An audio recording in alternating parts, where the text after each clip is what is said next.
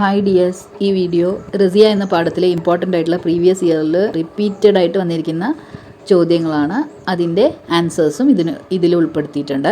അപ്പോൾ നമുക്ക് സ്റ്റാർട്ട് ചെയ്യാം. ഫസ്റ്റ് ക്വസ്റ്റ്യൻ നോക്കൂ. റസിയ कौन थी?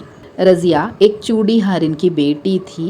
रज़िया अपनी माँ के साथ चूड़ी बेचने आती थी और बाद में वह भी चूड़ी बेचना शुरू कर देती है. ആരാണ് റസിയ എന്നാണ് ചോദ്യം. റസിയ ഒരു വളക്കാരിയായിരുന്നു, വള വിൽക്കുന്ന ഒരു സ്ത്രീയായിരുന്നു. റസിയ അവരുടെ അമ്മയുടെ കൂടെ ചെറുപ്പത്തിൽ വള വിൽക്കാനായിട്ട് പോയിരുന്നു. പിന്നീട് അതേ തൊഴിലാണ് റസിയയും ഏറ്റെടുത്തത് എന്നാണ് ആൻസറിൻ്റെ അർത്ഥം. റസിയ കെ രചയിത കോൻ ഹെ ഓർ വഹ് കിസ് വിധാ കി രചന ഹെ? ആരാണ് റസിയ എഴുതിയിരിക്കുന്നത്, അതെങ്ങനത്തെ രചനയാണ് എന്നാണ് ചോദിച്ചിരിക്കുന്നത്. അപ്പോൾ റസിയ എഴുതിയിരിക്കുന്നത് രാം വൃക്ഷ് ബേനിപുരിയാണ്. അതൊരു രേഖാചിത്രമാണ് എന്നാണ് ആ ആൻസറിൻ്റെ അർത്ഥം വരുന്നത്. രേഖാചിത്ര കാ മത്ലബ് ക്യാ ഹെ? രേഖാചിത്രം എന്ന് വെച്ചാൽ എന്താണ്? രേഖാചിത്ര കാ മത്ലബ് किसी व्यक्ति या वस्तु का चित्रण लेखक शब्दों से करते हैं और पाठक को इस व्यक्ति या वस्तु को देखे जैसा അനുഭവം करवाते हैं. സ്കെച്ച് ചെയ്യാണ് ശരിക്കും പറഞ്ഞു കഴിഞ്ഞാൽ ഒരു ക്യാരക്ടറിനെ. അപ്പോൾ ആ ക്യാരക്ടറെ നമ്മളെ, അതായത് ഓഡിയൻസ്, വായിക്കുന്ന റീഡേഴ്സിനെ കണ്ട പോലെ ഒരു ഫീൽ ചെയ്യിപ്പിക്കുകയാണ് ഈ രേഖാചിത്രത്തിലൂടെ ചെയ്യുന്നത് എന്നാണ് ആ വാക്യങ്ങളുടെ അർത്ഥം വരുന്നത്.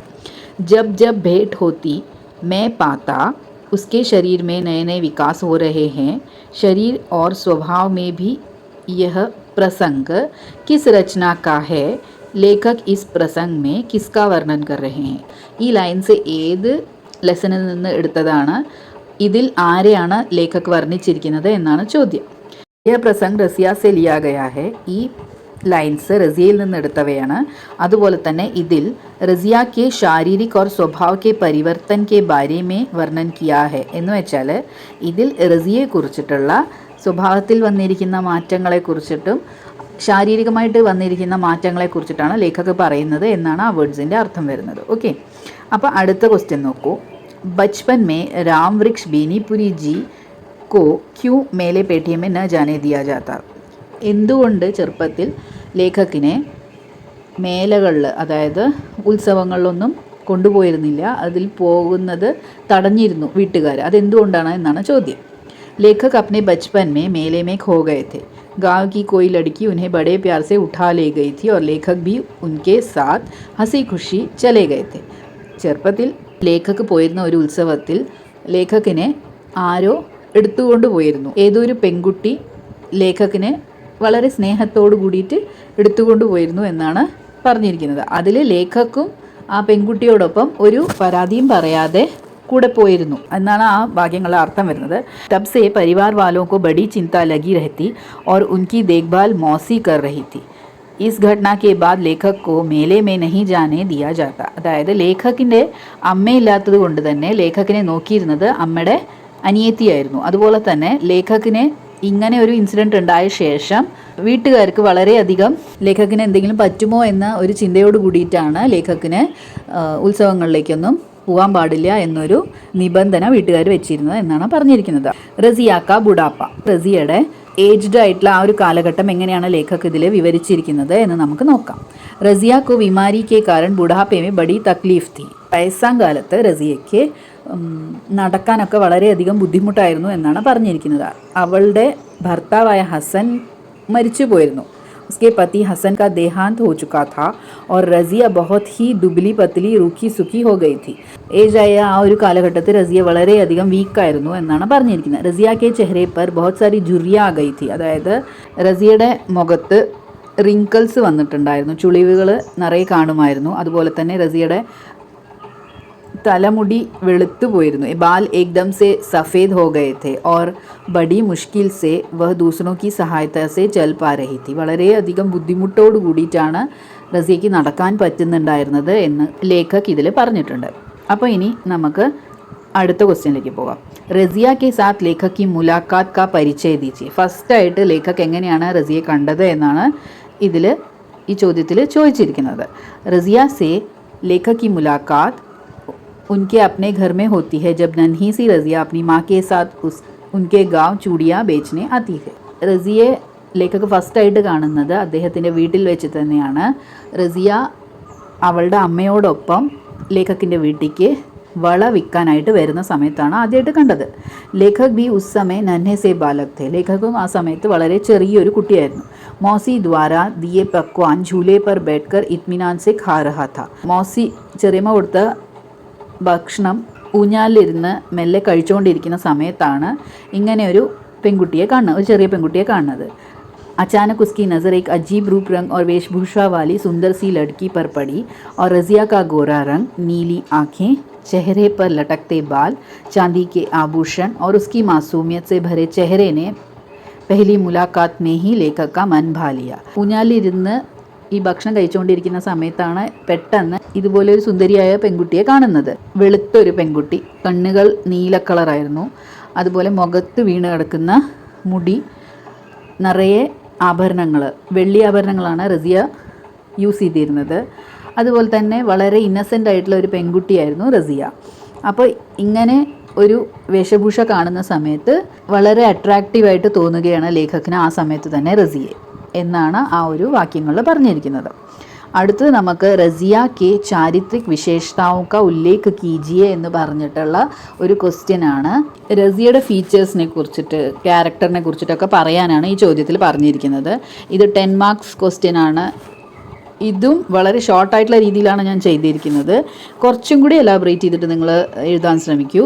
അപ്പോൾ നമുക്ക് നോക്കാം. റസിയ രാംവൃക്ഷ് ബേനിപുരി ജി की बहुत ही उल्लेखनीय रेखाचित्र के नाम पर मशहूर है. റസിയ എന്ന പാഠം രാംവൃക്ഷ് ബേനിപുരിയുടെ വളരെയധികം ഫേമസ് ആയിട്ടുള്ള ഒരു വർക്കാണ്. रज़िया के बचपन से बुढ़ापे तक का चित्रण इस रेखा चित्र में बहुत ही संक्षिप्त से किया गया है. വളരെയധികം ഡിസ്ക്രൈബ് ചെയ്തിട്ടും ഇതിൽ ലേഖക് റസിയയുടെ ചിത്രണം ചെയ്തിരിക്കുന്ന എന്നാണ് പറഞ്ഞിരിക്കുന്നത്. लेखक ने पहली बार जब रज़िया को उनके घर अपनी माँ के साथ देखा तभी रज़िया उन्हें बहुत आकर्षक लगी थी. ഫസ്റ്റ് ടൈം ലേഖക് റസിയയെ കാണുന്ന സമയത്ത് തന്നെ വളരെ അട്രാക്റ്റീവായിട്ടാണ് റസിയ ലേഖക്കിന് തോന്നിയത്. ധീരെ ധീരെ റസിയ ബഡി ഹോ ഗയി और चूड़ीहारिन की कला में निपुण हो गई. റസിയ വളർന്ന് വളവിക്കുന്ന ആ തൊഴിൽ തന്നെ വലുതായിട്ടും റസിയ ഏറ്റെടുക്കുകയാണ് ചെയ്തത്. ബച്പൻ മേ റസിയ ബഹുത് ഹി ബാത്തൂനി थी എന്ന് വെച്ചാൽ സംസാരിച്ചുകൊണ്ടിരിക്കുന്ന ഒരു പെൺകുട്ടിയായിരുന്നു, വളരെയധികം സംസാരിച്ചുകൊണ്ടിരിക്കുന്ന ഒരു ടോക്കറ്റീവ് ആയിട്ടുള്ള ഒരു കുട്ടിയായിരുന്നു. पर जब जवान हो गई तो उसने बातें कम करने लगी और उस गालों में लालिमा छा गई എന്ന് വെച്ചാൽ വളർന്നപ്പോൾ റസിയ സംസാരം ചുരുക്കി തുടങ്ങി, കുറച്ച് തുടങ്ങി. അതുപോലെ തന്നെ കവിളുകൾ വെളുത്തു തുടുത്തു എന്നാണ് ലാലിമ എന്നതിൻ്റെ അർത്ഥം. रज़िया अपने कला में बहुत ही जिज्ञासु थी. जब भी मार्केट में नई फैशन वाली चूड़ियाँ आती तो उसे खरीद लेती क्योंकि वह पहचान चुकी थी कि अब फैशन का ज़माना चला है എന്ന് വെച്ചാൽ ഇങ്ങനെ റസിയ വളർന്ന് വലുതായപ്പോൾ റസിയയ്ക്ക് മനസ്സിലായി മാർക്കറ്റിലെ ഏത് രീതിയിലുള്ള ഒരു ഫാഷനാണ്. ആ ഫാഷനിലുള്ള പുതിയ പുതിയ വളകൾ റസിയ അപ്പം തന്നെ വാങ്ങിക്കും.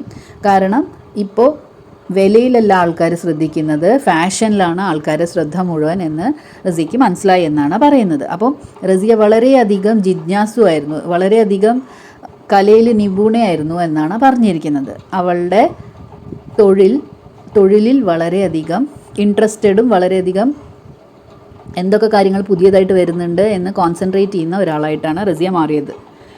रज़िया ने अब शादी कर ली थी और लेखक और रज़िया की मुलाकात शहर में भी होती है. റസിയയുടെ കല്യാണം കഴിഞ്ഞിട്ടുണ്ടായിരുന്നു ഈ സമയമാകുമ്പോഴത്തേക്ക്.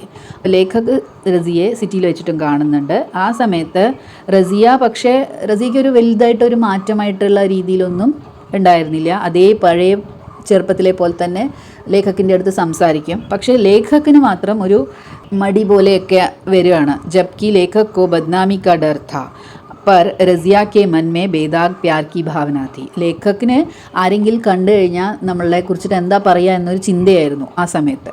പക്ഷേ റസിയയ്ക്ക് ആ ഒരു പ്രശ്നമേ ഉണ്ടായിരുന്നില്ല. റസിയ വളരെയധികം സ്നേഹം മാത്രമായിരുന്നു റസിയയുടെ മനസ്സിൽ എന്നാണ് പറയുന്നത്. बुढ़ापे में लेखक राजनीति में प्रवेश करते हैं और वहाँ पर अचानक उनकी मुलाकात रज़िया की पोती से होती है जो बिल्कुल रज़िया के बचपन का रूप रंग दिखाई पड़ती है. അതായത് വയസ്സാവുന്ന സമയത്ത് ലേഖക് പോളിറ്റിക്സിലേക്ക് എൻ്റർ ചെയ്യുകയാണ്. ഒരു സ്ഥലത്ത് വെച്ചിട്ട് ലേഖക് റസിയയുടെ പേരക്കുട്ടിയെ കാണുകയാണ്. അവളെ കാണുന്ന സമയത്ത് ലേഖക്കിന് റസിയെ ഓർമ്മ വരികയാണ്. കാരണം ആ കുട്ടിയെ കാണുന്ന സമയത്ത് റസിയ തന്നെയാണ് എന്നാണ് ലേഖക് വിചാരിക്കുന്നത്. റസിയെ പോലെ തന്നെയാണ് അവളുടെ പേരക്കുട്ടിയും കാണാൻ. അതുകൊണ്ടാണ് ലേഖക് അങ്ങനെ തെറ്റിദ്ധരിക്കുന്നത്. उसे देखकर लेखक रज़िയ की स्मृतियों में खो जाते हैं. ലേഖകന് റസിയെ ഓർമ്മ വരികയാണ്. അവളുടെ ഓർമ്മകളിൽ ഇങ്ങനെ വിചാരിച്ചുകൊണ്ടിരിക്കുന്ന സമയത്താണ് റസിയെ പെട്ടെന്ന് കാണാനിടയാവുന്നത്. റസിയെ കാണുന്ന സമയത്ത് रज़िया വളരെയധികം വീക്കാണ്. फिर उनकी मुलाकात रज़िया से होती है जो अब कमज़ोर हो गई थी. വളരെയധികം വീക്കായിരുന്നു. दूसरों के सहारे से चल पा रही थी. മറ്റുള്ളവരുടെ ഹെൽപ്പോട് കൂടിയിട്ടാണ് നടക്കാൻ പറ്റുന്നുള്ളൂ. ആ രീതിയിലേക്ക് റസിയ മാറിയിട്ടുണ്ടായിരുന്നു ഈ സമയമാകുമ്പോഴത്തേക്ക്. ലേഖക് को देखकर उन्हें पहचान लिया रज़िया ने और सलाम कहा.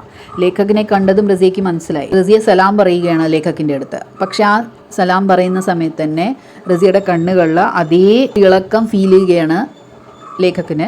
അതുപോലെ തന്നെ ഈ പറയുന്ന സമയത്ത് തന്നെ അവളുടെ മുഖത്തുണ്ടായിരുന്ന റിങ്കിൾസ് അല്ലെങ്കിൽ ചുളിവുകളെല്ലാം മാഞ്ഞ് ആ കണ്ണുകളിൽ അതേ തിളക്കം ലേഖകന് ഫീൽ ചെയ്യുകയാണ് എന്നാണ് പറഞ്ഞിരിക്കുന്നത്.